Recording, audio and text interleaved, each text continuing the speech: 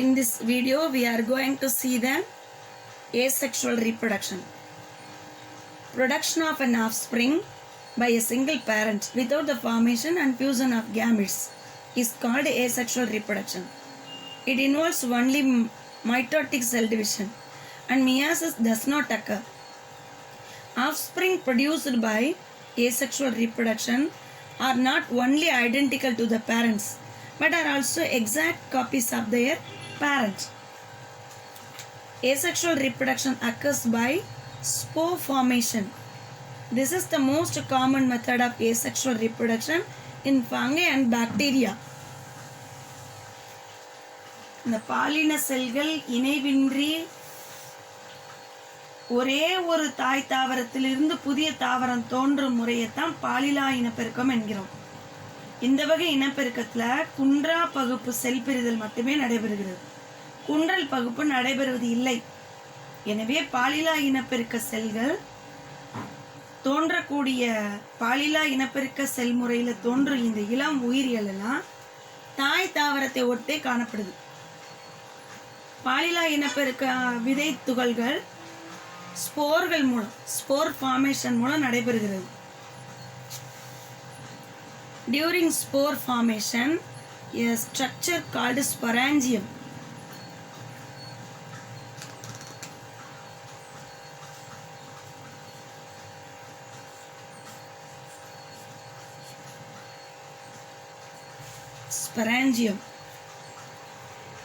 which develops the fungal hyphae. The nucleus divides several times within the sporangium, and each nucleus with a small amount of cytoplasm develops into a spore. The spores are liberated and they develop into a new hypha after reaching the ground or substratum. Spore reaching the ground or substratum.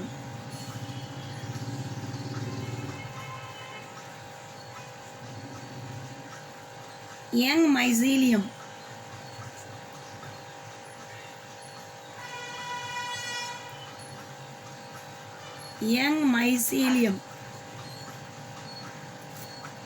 பாலிலா இனப்பெருக்கம் பெரும்பாலும் பூஞ்சைகள்லையும் பாக்டீரியாக்களையும் நடைபெறுது. இந்த பாலிலா இனப்பெருக்கத்தின் போது பூஞ்சை இலையில் உள்ள இந்த வித்தகம் ஸ்பராஞ்சியம் தோன்றுகிறது. இதனால் இருக்கக்கூடிய உட்கரு பலமுறை பிரிதல் அடைந்து ஏராளமான உட்கருக்களை தோற்றுவிக்கிறது. ஒவ்வொரு உட்கருவும் சிறிதளவு சைட்டோபிளாசத்தோடு சேர்ந்து ஸ்போராக உருவாகிறது, அதாவது விதை துகளாக உருவாகிறது. இந்த விந்தகம் என ஸ்பராஞ்சியத்தில் வெடித்து விதை துகள் வெளியேற்றப்படுது. இவை நிலத்தில் விழும்போது புதிய உடலை இலையை தோற்றுவிக்கிறது. இதுதான் பாலிலா இனப்பெருக்கம். The next one, sexual reproduction. Sexual reproduction is the process in which two gametes, male and female, are fused to produce the offspring of their one kind. In such cases, both sexes, male and female sex organs, are needed to produce the gametes. You have already learnt the flower is a reproductive organ of a plant. Note it, flower is a reproductive organ of the plant. Underline that. தாவரங்களின் பாலினப்பெருக்கம். பாலினப்பெருக்கம் என்பது தாவரங்களில் ஆண் பெண் இனச்செல்கள், that is கேமெட்டுகள் இணைந்து தன்னை ஒத்த ஒரு புதிய தாவரத்தை உருவாக்குறது. இந்த வகை இனப்பெருக்கத்துக்கு தான் பாலினப்பெருக்கம்னு பேர். இதில் ஆண் பெண் பால் உறுப்புகள் பாலின செல்களை உருவாக்கிட தேவைப்படுது. பூவானது பூக்கக்கூடிய தாவரத்தில் இனப்பெருக்க உறுப்பு அப்படின்றது நமக்கு ஏற்கனவே நல்லா தெரியும். அதான் ரீப்ரொடக்டிவ் ஆர்கன் அப்படின்றது.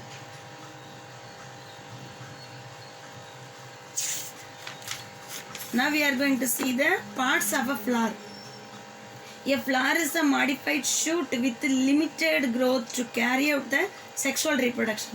A flower consists of 4 holes borne on a thalamus.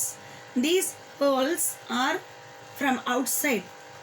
Calyx consisting of sepals, corolla consisting of petals, Androecium consisting of stamens, gynoecium or pistil consisting of carpels.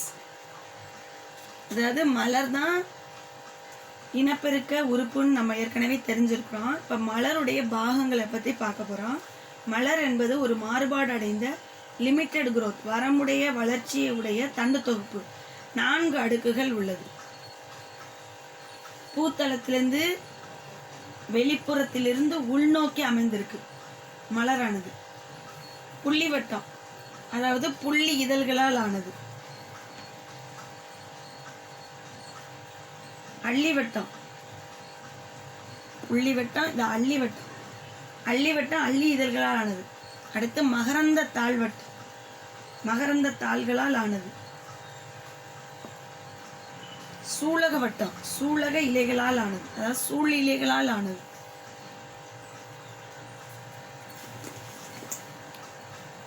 The two outermost holes, calyx and corolla, are non-essential or the accessory holes, as they do not directly take part in the reproduction. Calyx and corolla. The other 2 holes, androecium and gynoecium, are known as the essential holes. Underline the word accessory holes and essential holes because both take part in the directly in reproduction. வெளிப்புறத்தில் 2 அடுக்கு நேரடியாக இனப்பெருக்கத்தில் பங்கெடுப்பது இல்லை. இதனால் இது துணை அடுக்குகளாக கருதப்படுது. உள்புறத்தில் இருக்கக்கூடிய 2 அடுக்கும் இனப்பெருக்கத்தில் பங்கெடுக்குது. அதனால இது முதன்மையான அடுக்குகளாக கருதப்படுகிறது. Androecium. Androecium, the male part of the flower, is composed of stamens. Each stamen consists of a stalk-like filament. Anther stalk-like filament.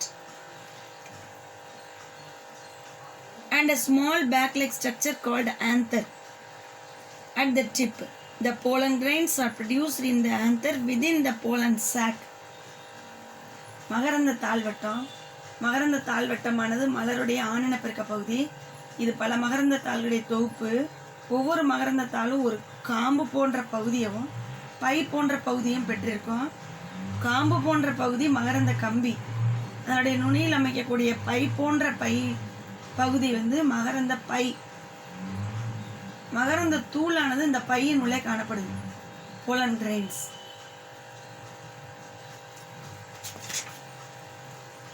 Pollen grains are usually spherical in shape. It has a 2-layered wall. The hard outer layer is known as exine. It has a prominent aperture called germ pore. The inner layer is known as intine. It is a thin and continuous layer made up of cellulose and pectin. Mature pollen grains contains 2 cells, vegetative cells and generative cells. Vegetative cells contain a large nucleus. The generative cells divides mitotically to form 2 male gametes. மகரந்தத்துள் கோள வடிவமானவை, 2 உரைகளால் ஆனவை. வெளி உரை கடினமானது, exine. இந்த வெளி உரையில் நிலையான துகள்கள் இருக்கு. அதுக்கு வளர்த்துளை எனவும் பேரு, ஜெர்ம்போர். உள்ளுரை இன்டைன் பேரு, மிகவும் மெல்லியதாகவும் தொடர்ச்சியாகவும் காணப்படும். செல்லுலோஸ் மற்றும் பெக்டினால் ஆனது. முதிர்ந்த மகரந்த துகள்களில் 2 விதமான செல்கள் உள்ளன.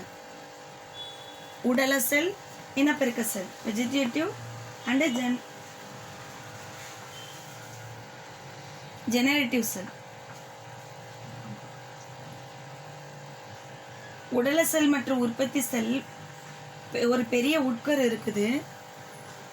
உற்பத்தி செல்லானது குன்றா பகுப்பு அடைந்து மைட்டாசிஸ் மூலம் பிரிதல் அடைந்து 2 ஆண் பாலின செல்களை உண்டாக்குகிறது. Next gynoecium, சூலகம். Gynoecium is the female part of a flower and is made up of carpels. It has 3 parts.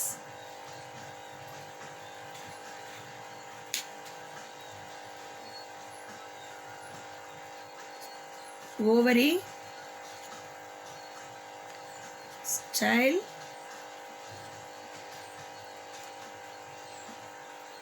stigma. Ovary, style and stigma.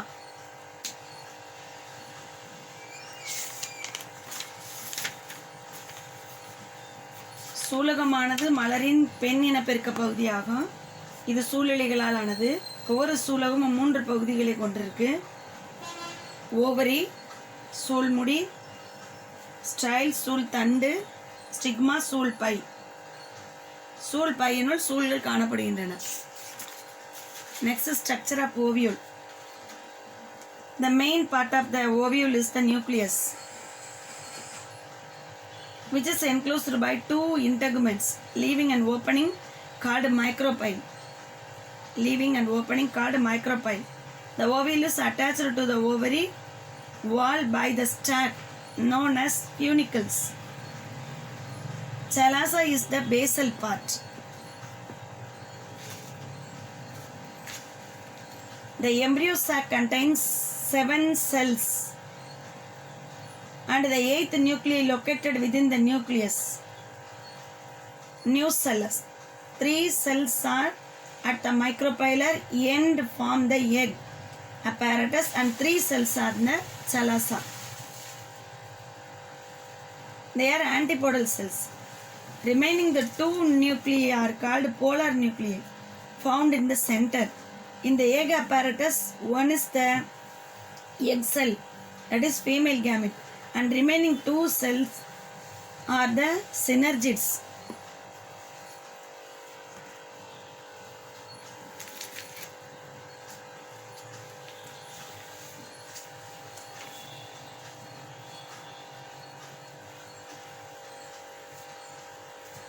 அதாவது சூளுடைய அமைப்பு.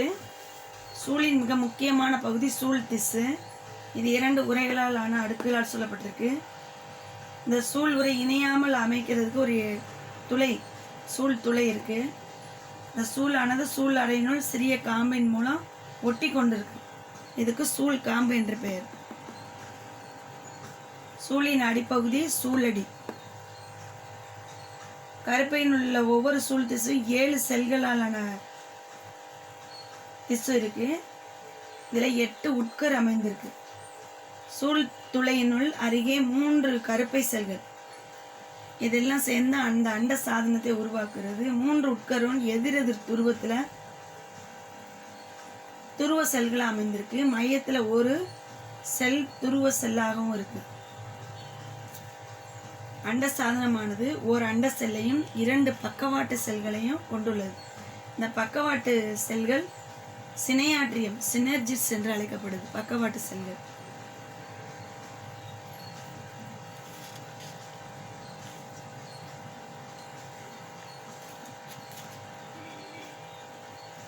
Process of sexual reproduction in flowering plants, it involves pollination and fertilization.